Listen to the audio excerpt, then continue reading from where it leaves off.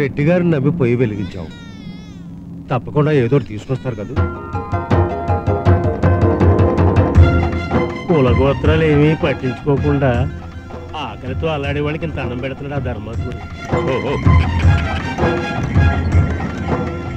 రాజారెడ్డి గారు వచ్చేసారు.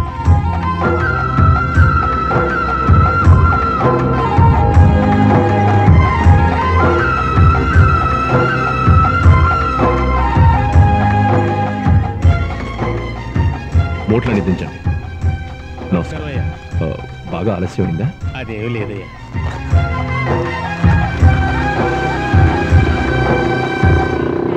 నమస్కారం.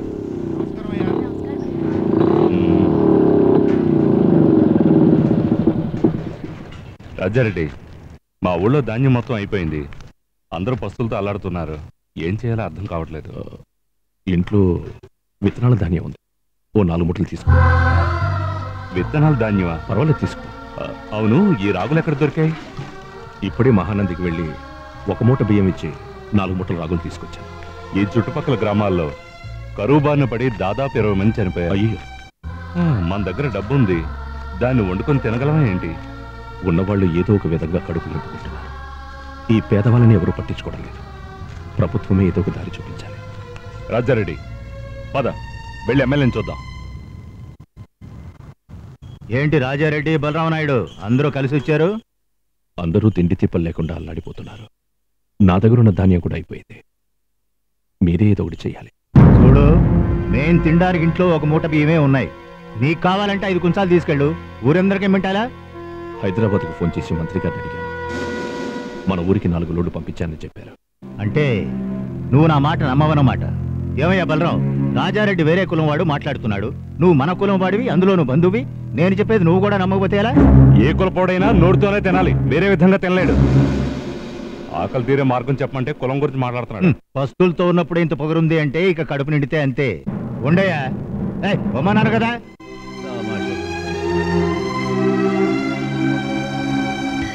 వీళ్ళని చూస్తూ ఉంటే గోడౌన్లో దాచిన బియ్యం దోచుకుపోయేలా ఉన్నారు.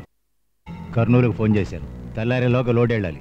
లారీలు మన ఊళ్ళోంచి కాకుండా అడ్డదారులోంచి తీసుకెళ్ళమని చెప్పు. సరే కదా.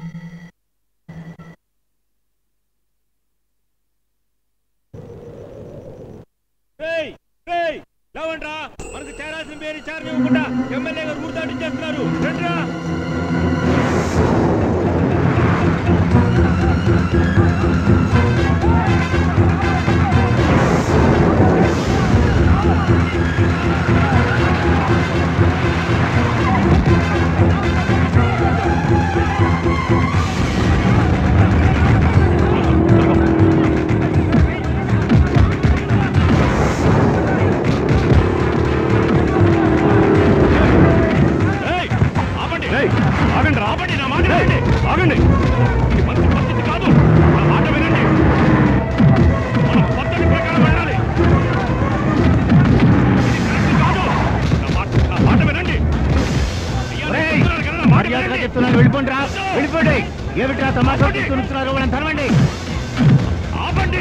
వాళ్ళు మర్యాదకి చెప్తే ఉండరు, కొట్టి తరవండి.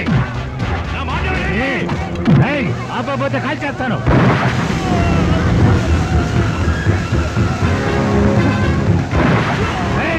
ఆపండి రా.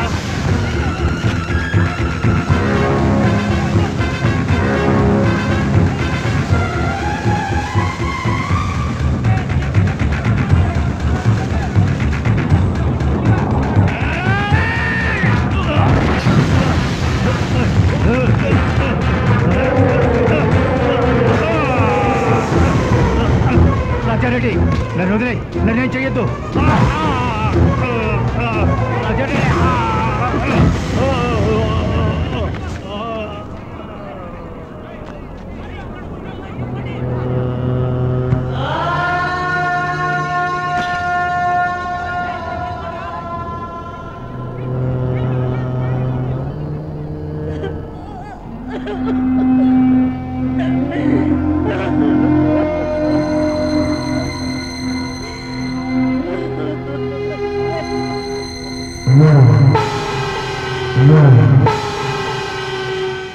ఇలా చూడండి, చనిపోయింది మామూలు వ్యక్తి కాదు, అధికారంలో ఉన్న ఎమ్మెల్యే. పై వాళ్ళు చూస్తూ ఊరుకోరు. ఎవరు చంపారో మర్యాదగా చెప్పండి. అయ్యా ఎమ్మెల్యే గారే ముందు ఇతన్ని కాల్ చేశారు. అది చూసిన పేసల వాళ్ళు నాడు కాపాడుకోవడం కోసం ఆయన కొట్టి చంపేశారండి. నువ్వు కూర్చో. చేసిన తప్పుకి శిక్ష అనుభవించకుండా ఉండటానికి మనసు ఒప్పుకోవడం లేదు. నువ్వు కొట్టినట్టు సాక్ష్యం ఏది? సాక్ష్యం లేకపోయినా మనసాక్ష్యం ఉంది కదా. నువ్వు కావాలని కొట్టావా? నువ్వు వాడిని కొట్టలేదంటే వాడు 10 మందిని చంపేవాడు నాతో కలిపి. కారణం ఏదైనా ప్రాణాలు తీసే హక్కు మనకి లేదు. అదిగో వాళ్ళు నీ మీద పెట్టుకున్న నమ్మకాన్ని చూసావుగా. హత్యను వాళ్ళు దాచిన పాపాన్ని నేనేగా మోయాలి. రాజకీయ నాయకుల్ని నమ్మి అనుభవించింది చాలు. ఇక ఏ పార్టీ వాళ్ళు ఇక్కడికి రాకూడదు. ఆ పేదవాళ్ళ బతుకులు బాగుండాలంటే నువ్వు ఎమ్మెల్యే కావాలి. వచ్చే అసెంబ్లీ ఎన్నికల్లో నువ్వు నిలబడుతున్నావు స్వతంత్రంగా. నువ్వు వెళ్ళిన పని జరగలేదని పదవినే వదిలేసి వచ్చావు చూడు, నాకు చాలా గర్వంగా ఉంది. ప్రజలకు మంచి చేయలేని పదవి ఉన్నా ఒకటే లేకున్నా ఒకటే. ఇదే నువ్వు ఇలా ఉండడం వల్లే మన ప్రజలంతా నీ వెనుక స్ట్రాంగ్ గా ఉన్నారు. రేయ్, మన కులపాళ్ళందరూ చేతులెత్తండి.